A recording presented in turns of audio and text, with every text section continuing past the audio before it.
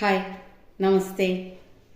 ഇന്ന് നമ്മുടെ ശിവകുണ്ടലിനി യോഗ പരിശീലന ക്ലാസ്സിൽ വന്ന ഒരു സംശയമാണ് നമ്മളിവിടെ ചർച്ച ചെയ്യുന്നത്. അതായത് സംശയം ഇതാണ്, ഈ ആളൊരു സ്കൂൾ ടീച്ചറാണ് കേട്ടോ. ഒരു ദിവസം നമ്മൾ ഒത്തിരിയേറെ ആളുകളുമായിട്ട് സംവദിക്കുന്നുണ്ട്. അതുപോലെ ഒത്തിരിയേറെ മുഖങ്ങൾ നമ്മൾ ഓരോ ദിവസവും കണ്ടുകൊണ്ടിരിക്കുന്നു. അതുകൊണ്ട് തന്നെ പ്രാക്ടീസിന്, അതായത് ധ്യാനത്തിലിരിക്കുമ്പോഴും ഉറങ്ങാൻ കിടക്കുമ്പോഴുമൊക്കെ ഈ മുഖങ്ങളൊക്കെ അല്ലെങ്കിൽ ഈ ചിന്തകളൊക്കെ മനസ്സിലേക്ക് വരുന്നു. ഇത് എങ്ങനെ മാറ്റിയെടുക്കും? അത് സ്വയം മാറ്റിയെടുക്കണം അല്ലേ എന്നൊക്കെയുള്ള ഒരു ചോദ്യം, അല്ലെങ്കിൽ ഇതൊരു ഇങ്ങനെ വരുന്നത് ഒരു മോശമായ കാര്യമാണോ എന്നുള്ള രീതിയിലുള്ള ഒരു ചോദ്യമാണ്. അപ്പം നമുക്കൊന്ന് നോക്കാം. നമ്മൾ ഓരോരുത്തരും ഇപ്പോൾ സാധാരണ മനുഷ്യരാണ്, അതും ഗൃഹസ്ഥാശ്രമികൾ. നമുക്ക് ഒരു ദിവസം ഉണർന്നെഴുന്നേറ്റാൽ ഒരുപാട് കാര്യങ്ങൾ ചെയ്യാനുണ്ടാവും. രാത്രി ഉറങ്ങുന്നത് വരെ ചിന്തകളുമാണ്. ഉറങ്ങാൻ കിടക്കുമ്പോഴും നാളെ നേരം പുലർന്നാൽ ചെയ്യാനുള്ള കാര്യങ്ങളുടെ ചിന്തകളാണ്. നമ്മൾ ഒരു സാധാരണ മനുഷ്യരായതുകൊണ്ട് തന്നെ ഇത്തരം ചിന്തകൾ ആവശ്യവുമാണ്. കാരണം നമ്മൾ രാത്രി ഉറങ്ങാൻ കിടക്കുമ്പോൾ ഒരു ജോലിയുള്ള ആളുകളൊക്കെയാണ് എന്നുണ്ടെങ്കിൽ രാവിലെ നേരത്തെ എഴുന്നേറ്റ്, പ്രത്യേകിച്ച് ഇപ്പം നമ്മളുടെ പ്രാക്ടീസും കൂടെ ഉള്ള സമയത്ത് നേരത്തെ എഴുന്നേറ്റ് എന്തെല്ലാം ചെയ്യണം, എന്തെല്ലാം ചെയ്ത് വെച്ചിട്ട് വേണം നമുക്ക് പോവാൻ എന്നുള്ള പല ചിന്തകളുമായിട്ടാണ് നമ്മൾ കിടന്നുറങ്ങാൻ കിടക്കുന്നത്. എന്നാൽ പലപ്പോഴും കഴിഞ്ഞ കാല അനുഭവങ്ങൾ വെച്ചുകൊണ്ടാണ് നമ്മൾ വരാനിരിക്കുന്ന കാലത്തെയും കണക്ക് കൂട്ടുന്നത്. അതുകൊണ്ടാണ് ഭാവിയെക്കുറിച്ച് ചിന്തിച്ച് വ്യാകുലപ്പെടേണ്ട എന്ന് പറയുന്നതും. കഴിഞ്ഞ കാലം കഴിഞ്ഞു, അത് കഴിഞ്ഞു പോയ നിമിഷമാണ്, ഒരിക്കൽ പോലും നമുക്കത് തിരിച്ചെടുക്കാനും കഴിയില്ല. അതുകൊണ്ട് അതേക്കുറിച്ചും നമുക്ക് ആകുലത വേണ്ട. എന്നാൽ ഇപ്പോൾ ഈ ഒരു നിമിഷം നമ്മുടെ കൂടെ ഉണ്ട്. നമ്മുടെ കൂടെ ആകെ ഉള്ളത് ഇപ്പോഴുള്ള ഈ ഒരു നിമിഷമാണ്. ഈ ഒരു നിമിഷത്തിലെ ചിന്തകൾ, പ്രവൃത്തികൾ എല്ലാം തന്നെ നല്ലതാക്കാൻ വേണ്ടിയിട്ടാവണം നമ്മൾ ശ്രമിക്കേണ്ടത്. അങ്ങനെ വരുമ്പോൾ നാം ഈ നിമിഷത്തിലാണ് ജീവിക്കുന്നത് എന്ന് പറയാം. അങ്ങനെയെങ്കിൽ ഈ നിമിഷത്തിലെ നന്മ നമുക്ക് നാളെയുടെ നന്മകളാക്കി മാറ്റാൻ കഴിയും, അല്ലേ? നമ്മൾ കഴിഞ്ഞ കാലങ്ങളിൽ നമ്മൾ പലതും, നമ്മളെ കുട്ടിക്കാലം തൊട്ടിട്ട് ഇന്നേ വരെ പലതും നമ്മൾ ചെയ്തു പോന്നിട്ടുണ്ട്. അതിൽ നന്മയും ഉണ്ടാവും, ചീത്തയായിട്ടുള്ള കാര്യങ്ങളും ഉണ്ടാവും. തെറ്റുകൾ ചെയ്യാത്ത ഒരു മനുഷ്യനും, ഒരു തെറ്റും ചെയ്യാത്ത ഒരു മനുഷ്യനും ഈ ഭൂമിയിലില്ല. പല തെറ്റുകളും നമ്മൾ കുട്ടിക്കാലം മുതൽക്ക് ഇന്നേ വരെ നമ്മൾ ചെയ്തു പോന്നിട്ടുണ്ടാവും. പല ശരികളും നമ്മൾ ചെയ്തിട്ടുണ്ടാവും, അല്ലേ?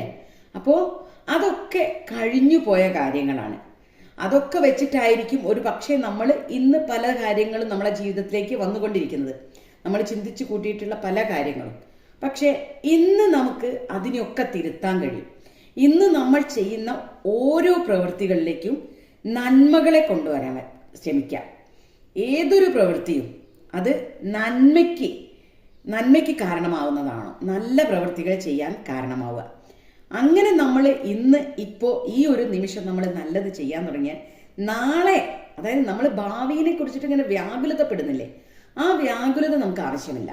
നമ്മൾ ഇന്ന് ചെയ്ത നല്ല കാര്യങ്ങളുടെ ഫലമായിരിക്കും നമുക്ക് നാളെ കിട്ടുന്നത്. അങ്ങനെ നല്ല ചിന്തകളും നല്ല ജീവിതവും നല്ല സന്തോഷവും ഒക്കെ ആഗ്രഹിക്കുന്നത് കൊണ്ടാണ് നാം നമ്മെ തന്നെ അറിയാനും ഈശ്വരനിലേക്ക് കൂടുതൽ അടുക്കാനും ശ്രമിക്കുന്നത്. ആ ചിന്ത വരുമ്പോഴാണ് ഇത്തരത്തിലുള്ള പരിശീലനത്തിലേക്കൊക്കെ നാം എത്തിച്ചേരുന്നത്.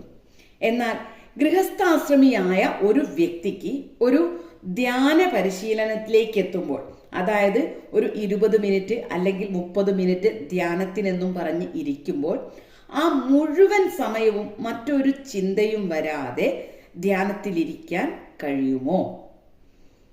ഒരിക്കലും ഇല്ല. അത് സാധിക്കാത്ത കാര്യമാണ്. നമ്മളൊരു സാധാരണ മനുഷ്യരാണ്. നമ്മൾ ധ്യാനത്തിൻ്റെ പരിശീലനമാണ് നമ്മൾ ഇപ്പോൾ ആരംഭിച്ചിട്ടുള്ളത്. ആ സമയത്ത് നമ്മളൊരു ഋഷിക്ക്, അതായത് ഋഷിമാർക്ക് തുല്യമാണ് നമ്മളെന്ന് നമ്മൾ ഒരിക്കലും ചിന്തിക്കാൻ പാടില്ല. നമ്മളൊരു സാധാരണ വ്യക്തികൾ അല്ലേ.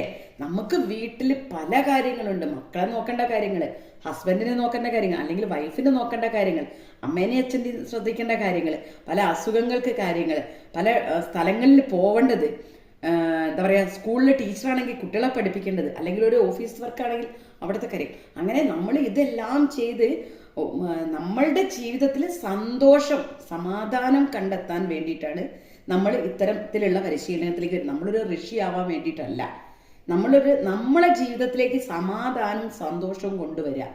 അതിന് വേണ്ടിയിട്ടാണ് നമ്മൾ ഈ പരിശീലനമൊക്കെ തുടങ്ങി വെക്കുന്നത്. അത് എന്തുകൊണ്ടാണ് നമ്മൾ ഇപ്പോൾ ഇങ്ങനെയൊരു കാര്യത്തിൽ, അതായത് നമ്മൾ കഴിയില്ല എന്ന് പറഞ്ഞില്ലേ, അതിനൊരു കാരണം പറയാം. നമ്മൾ എപ്പോഴും കേൾക്കുന്ന ഒരു ഉദാഹരണം ഉണ്ട്, മനസ്സ് കുരങ്ങനെ പോലെയാണെന്ന്. അതെന്തുകൊണ്ടാണ് അങ്ങനെ പറയുന്നത്? നമ്മൾ കുരങ്ങനെ, അതായത് നിങ്ങൾ കുരങ്ങനെ ശ്രദ്ധിച്ചിട്ടില്ലേ? എപ്പോഴും ഒരു മരത്തിൽ നിന്നും അടുത്ത ചില്ലയിലേക്ക് അല്ലെങ്കിൽ അടുത്ത മരത്തിലേക്ക് ഇത് ഇങ്ങനെ ചാടിക്കൊണ്ടേയിരിക്കും, അല്ലെങ്കിൽ എപ്പോഴും എന്തെങ്കിലും പ്രവൃത്തിയായിട്ട് ചെയ്തുകൊണ്ടിരിക്കും. ഒരു എന്താ പറയുക, നിശ്ചലമായിട്ട് നിൽക്കുന്ന ഒരു കുരങ്ങനെ നമുക്ക് കാണാൻ കഴിയാന്ന് പറഞ്ഞാൽ അപൂർവ. പക്ഷേ ഇപ്പോൾ ഈ അടുത്ത സമയത്ത്, ഞാൻ പറയാതിരിക്കാൻ വയ്യ, ഈ കാലഘട്ടത്തിൽ എനിക്ക് അങ്ങനെ കാണാൻ കഴിഞ്ഞു. നിശ്ചലമായിരിക്കുന്ന ഒരു കുരങ്ങനെ എനിക്ക് കാണാൻ കഴിഞ്ഞിട്ടുണ്ട്. അതായത് നമ്മളുടെ വയനാട്ടിലെ ഉരുൾപൊട്ടൽ സമയത്ത് ഒരു അമ്മക്കുരങ്ങനും കുട്ടിക്കുരങ്ങനും കൂടെ ഇങ്ങനെ കെട്ടിപ്പിടിച്ച് മണ്ണിന്റെ ചളിയിലൊക്കെ പൂണ്ടിട്ട് ഇങ്ങനെ തണുത്ത് വിറച്ചിരിക്കുന്ന ഒരു രൂപം നിങ്ങൾ കണ്ടിട്ടുണ്ടാവും. ആ ഒരു സീനില് അവര് ഇരിക്കുന്ന സ്ഥലത്തേക്ക് ഒരു മനുഷ്യസ്നേഹി, ഒരു ദൈവത്തിന്റെ കരങ്ങൾ പോലെ ഒരു മനുഷ്യസ്നേഹിയുടെ കരങ്ങൾ അവരുടെ അടുത്തേക്ക് വന്നു. ആ മനുഷ്യന്റെ കയ്യിൽ പാലും കുപ്പി, അതായത് പാലിന്റെ കുപ്പിയിൽ നമ്മൾ നിപ്പിളിട്ടിട്ട് കുട്ടികൾക്ക് പാൽ കൊടുക്കുന്ന ഒരു നിപ്പിളൊക്കെ ഉള്ള ഒരു കുപ്പിയിൽ പാലാക്കിയിട്ട് അവര് ഈ പാൽ കുപ്പി ഈ കുഞ്ഞു കുരങ്ങന്റെ കയ്യിലേക്ക് കൊടുത്തപ്പോൾ ആ കുഞ്ഞു കുരങ്ങൻ ആ ഒരു പാല് കൊടുത്ത വ്യക്തിയുടെ കണ്ണിലേക്ക് എന്തൊരു സൂക്ഷ്മമായിട്ടാണ് ഈശ്വര നോക്കിയത്. ആ പാല് കുടിക്കുകയാണ്, പാലിങ്ങനെ കുടിച്ചുകൊണ്ട് ആ മനുഷ്യന്റെ കണ്ണിലേക്ക് തന്നെയാണ് നോക്കുന്നത്. അപ്പൊ തൊട്ടപ്പുറത്തുള്ള അമ്മക്കുരങ്ങൻ ചെയ്യുന്നത് എന്താ? നിശ്ചലമായിട്ട് കൈ രണ്ടും ഇങ്ങനെ വെച്ചിട്ട് ശാന്തമായിട്ട് തല കുമ്പിട്ട് നിൽക്കുക. അത് പ്രാർത്ഥിക്കുകയാണോ ആ സമയത്ത്? ആയിരിക്കും അല്ലേ? സത്യമായിട്ട് ഞാൻ കണ്ണ് നിറഞ്ഞ് നെഞ്ചു പൊട്ടി ദൈവത്തിനെ ഇങ്ങനെ നമ്മൾ നേരിട്ട് കാണുക, ആ ഒരു ജീവിയുടെ അടുത്തേക്ക് വന്ന ആ മനുഷ്യരുടെ രൂപത്തിൽ അല്ലേ, അവിടെയാണ് നമ്മൾ ദൈവത്തിനെ കാണുന്നത്. അപ്പോൾ കുരങ്ങന്റെ മനസ്സ് എന്ന് നമ്മൾ കേട്ട് പഠിച്ചെടുത്ത് നിന്നും കുരങ്ങനും നിശ്ചലമായി നിൽക്കുന്ന സമയമുണ്ട്. പക്ഷെ നമ്മൾ എപ്പോഴും പറയുന്നത്, നമ്മളെ മനസ്സിനെ എപ്പോഴും താരതമ്യം ചെയ്യുന്നത് നമ്മൾ കുരങ്ങന്റെ മനസ്സുമായിട്ടാണ്. കുരങ്ങന്റെ മനസ്സുമായിട്ടല്ല, കുരങ്ങനുമായിട്ടാണ് നമ്മളെ മനസ്സിനെ താരതമ്യം ചെയ്യുന്നത്. എപ്പോഴും ഇങ്ങനെ ചിന്തയാണ്. അതുപോലെ നമ്മളെ മനസ്സിൽ 100,000 ചിന്തകൾ അല്ലേ, 100,000 ചിന്തകൾ കടന്നു വരും. ഒരു സെക്കൻഡിൽ തന്നെ 60,000-ലധികം ചിന്തകളാണ് നമ്മളെ മനസ്സിലൂടെ കടന്നു പോകുന്നതെന്ന് പറയുന്നത്. അപ്പം തന്നെ ആലോചിച്ച് നോക്കിയാൽ അറിയാം എന്തുമാത്രം ചിന്തകളായിട്ടാണ് നമ്മൾ നടക്കുന്നത് അല്ലേ. ഏറ്റവും സ്പീഡിൽ സഞ്ചരിക്കുന്നത് യഥാർത്ഥത്തിൽ ഇന്ന് ഏതെങ്കിലും ഒരു വാഹനം ആണോ, അല്ലെങ്കിൽ ഏതെങ്കിലും ആയുധോ എന്തെങ്കിലും ആണോ എന്ന് ചോദിച്ചിട്ടുണ്ടെങ്കിൽ ശരിക്കും അല്ല. നമ്മുടെ മനസ്സാണ് അതിനേക്കാളുമൊക്കെ എത്രയോ വേഗത്തിൽ സഞ്ചരിക്കുന്നത്. അതിൻ്റെ സഞ്ചാരത്തിൻ്റെ സ്പീഡ് നമുക്ക് ചിന്തിക്കാൻ പോലും കഴിയില്ല. സെക്കൻഡ് കൊണ്ട് നമ്മൾ കണ്ണുകൾ കൊണ്ട് കാണാത്ത ഈ പ്രപഞ്ചത്തിൻ്റെ ഏതറ്റം വരെയും നമ്മൾ പോവും, എന്നിട്ട് തിരിച്ചു വരികയും ചെയ്യും ഒരു സെക്കൻഡ് കൊണ്ട് അല്ലേ. നമ്മൾ എവിടെയൊക്കെ പോവും, എവിടേക്കോ നമ്മൾ സഞ്ചരിച്ചിട്ട് നമ്മൾ തിരിച്ചിട്ട് അതേ സ്ഥാനത്ത് തന്നെ വരികയും ചെയ്യും. ആ ഒരു മനസ്സിനെയാണ് നമ്മൾ ഒരു 20 മിനിറ്റ് സമയത്തേക്കൊക്കെ ധ്യാന പരിശീലനത്തിനായി പിടിച്ച് കെട്ടിവെക്കുന്നത്. അത് ചിലപ്പോൾ ഒരു 4-5 സെക്കൻഡ് മാത്രമായിരിക്കും ഒന്നുമില്ലാത്ത നിശ്ചലമായ അവസ്ഥയിൽ നാം ധ്യാനത്തിലിരിക്കുന്നത്. അതായത് നമ്മളൊരു അരമണിക്കൂറോ 1 മണിക്കൂറോ ഒക്കെ നമ്മൾ ധ്യാനത്തിൽ ഇരിക്കുന്നുണ്ടെങ്കിലും നമ്മൾ ഒന്നും അറിയാത്ത, ഒരു ചിന്തയുമില്ലാത്ത സമയം എന്ന് പറയുന്നത് ചിലപ്പോൾ 1-2 സെക്കൻഡ്, ചിലപ്പോൾ ഒരു 5 സെക്കൻഡ്, ചിലപ്പോൾ ഒരു 10 സെക്കൻഡ്, ചിലപ്പോൾ ഒരു 10 മിനിറ്റ് ഒക്കെ ആയിരിക്കും നമ്മൾ ഈ ഒന്നും ഒരു ചിന്തയും വരാത്ത അവസ്ഥയിൽ നമ്മൾ നിൽക്കുന്നുണ്ടാവുക. എന്നാൽ നമുക്ക് ഇങ്ങനെയൊരു കാര്യത്തിലേക്ക് നമ്മൾ കടക്കുമ്പോൾ, അതായത് നമുക്ക് ഇങ്ങനെ സമയത്തെ നമുക്ക് ധ്യാനത്തിലിരിക്കുന്ന സമയം നമ്മൾ ഒന്നും അറിയാത്ത ഈ ഒരു സമയത്തിലേക്ക് നമ്മൾ എത്തിപ്പെടണം എന്നുണ്ടെങ്കിൽ നമ്മൾ നിത്യവും ഇത് പരിശീലിക്കുക. അതായത് നമ്മൾ കേട്ടിട്ടുണ്ട്, നിത്യ അഭ്യാസി ആനയെ എടുക്കുന്നു. അതുപോലെയാണ് നിത്യവും നമ്മൾ പരിശ്രമിച്ചു കൊണ്ടേയിരിക്കുക. അങ്ങനെ നമ്മൾ പരിശ്രമിച്ചു കൊണ്ടേയിരിക്കുമ്പോൾ ഈ 20 മിനിറ്റ് ഇരിക്കുന്നത് നമ്മൾ അതിനേക്കാൾ കൂടുതൽ സമയം ഇരിക്കാൻ നമുക്ക് കഴിയും. ഈ ഇരിക്കുന്ന സമയത്ത് തന്നെ നമ്മളുടെ ചിന്തകൾ കുറഞ്ഞു വരുന്നത് നമുക്ക് അനുഭവിക്കാൻ കഴിയും. ഒരു കാര്യം കൂടി, ഈ നിരന്തരമായ പരിശീലനത്തിൽ നമ്മൾ പലപ്പോഴും പല മുദ്രകളും ക്രിയകളും ഒക്കെ ചെയ്യുന്നുണ്ട്. ആ സമയങ്ങളിലൊക്കെ നമ്മുടെ ശ്രദ്ധ ഈ ക്രിയകളിലും മുദ്രകളിലും ഒക്കെ ആവും. അതും നമ്മുടെ ചിന്തകളെ പിടിച്ചു കെട്ടാനുള്ള ഒരു മാർഗമാണ്. പിന്നെ മറ്റൊരു കാര്യം, ഈ ധ്യാന സമയത്തും ഉറങ്ങാൻ പോകുമ്പോഴും ഒക്കെ അന്നത്തെ ദിവസത്തെ പല മുഖങ്ങളും സംസാരിച്ച കാര്യങ്ങളും ഒക്കെ കടന്നു വരും. അതിനെ തടഞ്ഞു നിർത്താതിരിക്കുക. അത് വന്ന് അങ്ങനെ അങ്ങ് പൊയ്ക്കൊള്ളും. നമ്മുടെ ഉള്ളിലെ കാര്യങ്ങളാണല്ലോ ഈ പുറത്തേക്ക് വരുന്നത്. അത് വന്നിട്ട് അങ്ങനെ അങ്ങോട്ട് പൊയ്ക്കോട്ടെ. അല്ലാതെ അങ്ങനെ വരുമ്പോൾ എനിക്ക് മാത്രമാണോ ഇങ്ങനെ, അല്ലെങ്കിൽ എന്താ ഇങ്ങനെയുള്ള കാര്യങ്ങൾ വരുന്നത്, ശരിയായ രീതിയിലല്ലേ ഞാൻ പോകുന്നത് എന്നൊന്നും ഓർത്ത് ടെൻഷൻ അടിക്കേണ്ട.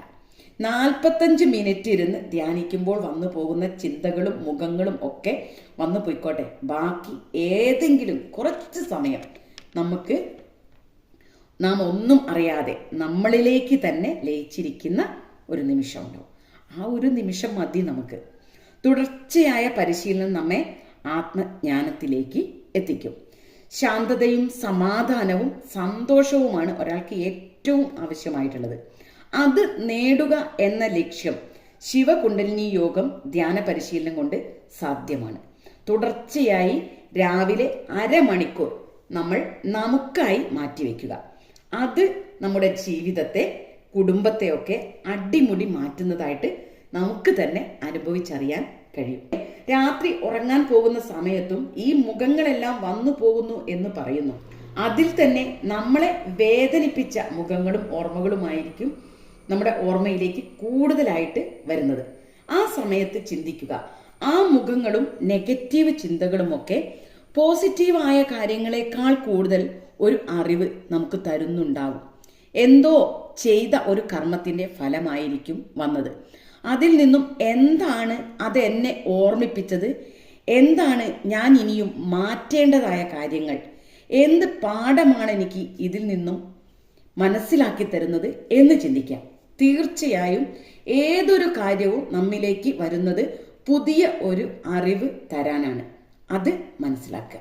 എന്നിട്ട് നമ്മൾ അറിഞ്ഞുകൊണ്ട് എന്തെങ്കിലും തെറ്റ് വരുത്തുന്നുണ്ടോ എന്ന് നോക്കുക. ഉണ്ടെങ്കിൽ ആ തെറ്റ് ആവർത്തിക്കാതിരിക്കാം. എല്ലാത്തിനും നന്ദി പറയുക. ഞാൻ മുന്നേ പറഞ്ഞ പോലെ ഇത് കലിയുടെ യുഗമാണ്. നിങ്ങൾ കേട്ടിട്ടില്ലേ അല്ലെങ്കിൽ കണ്ടിട്ടില്ലേ, തെറ്റുകൾ മാത്രം ചെയ്യുന്ന വ്യക്തികൾ യാതൊരു പ്രശ്നവുമില്ലാതെ സുഖമായി ജീവിക്കുന്നത്?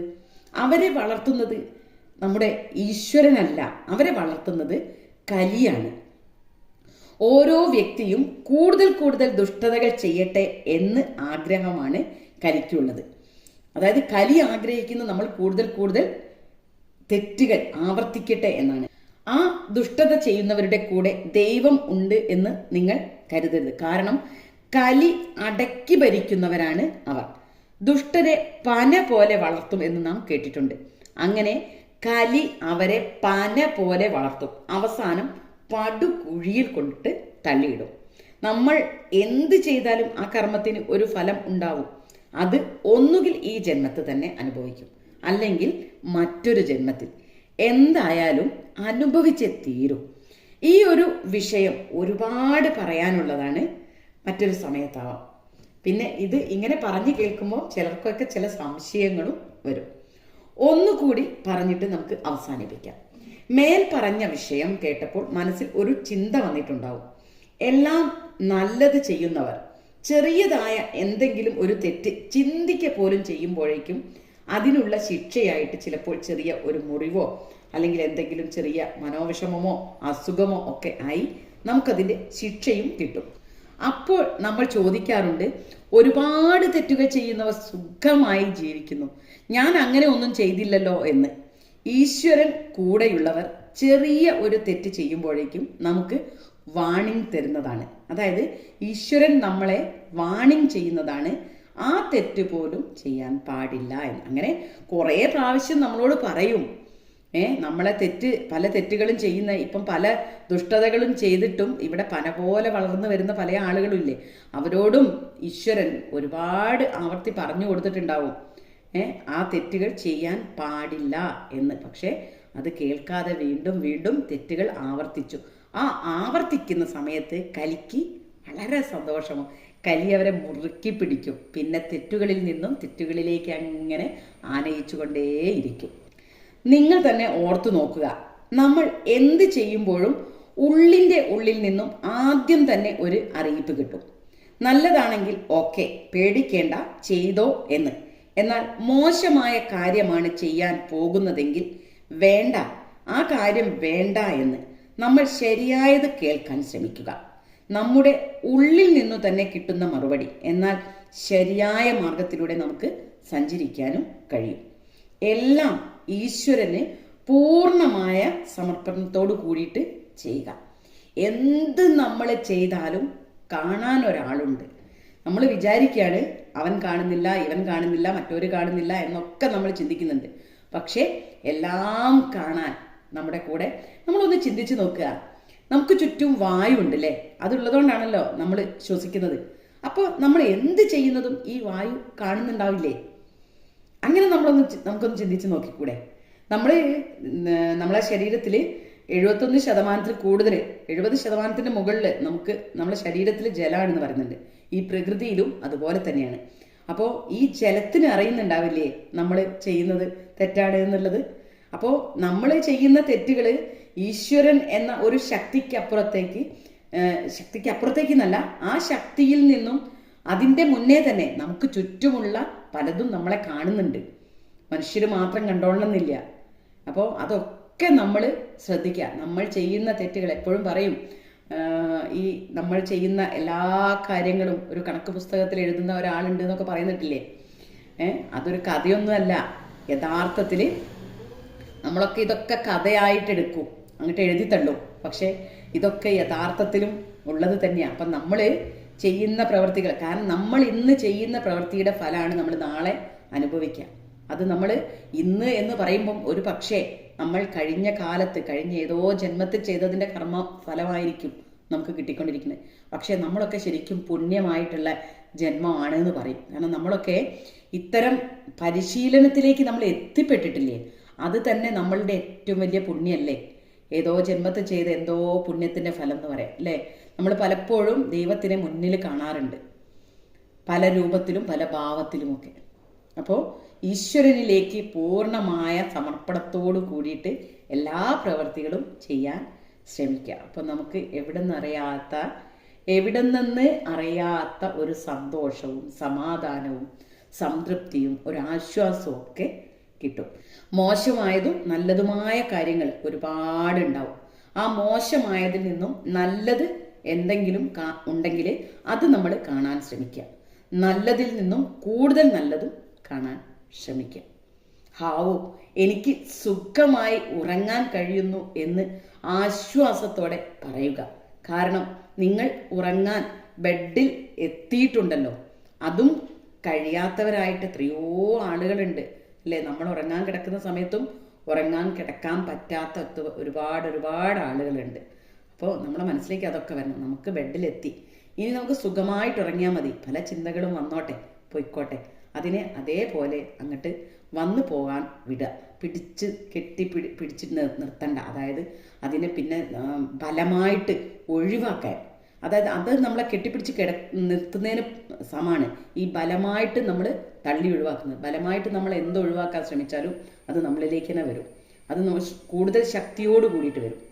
അപ്പോൾ അത് ആ രീതിയിൽ ചെയ്യാതിരിക്കുക. അപ്പോൾ ആശ്വാസത്തോടെ ഉറങ്ങാൻ കിടക്കുക, നേരത്തെ ഉണരുക, ശിവകുണ്ടലിനി യോഗം ആയുഷ്കല പ്രാക്ടീസ് ചെയ്യുക. എല്ലാം ശുഭമാവും. Thank you.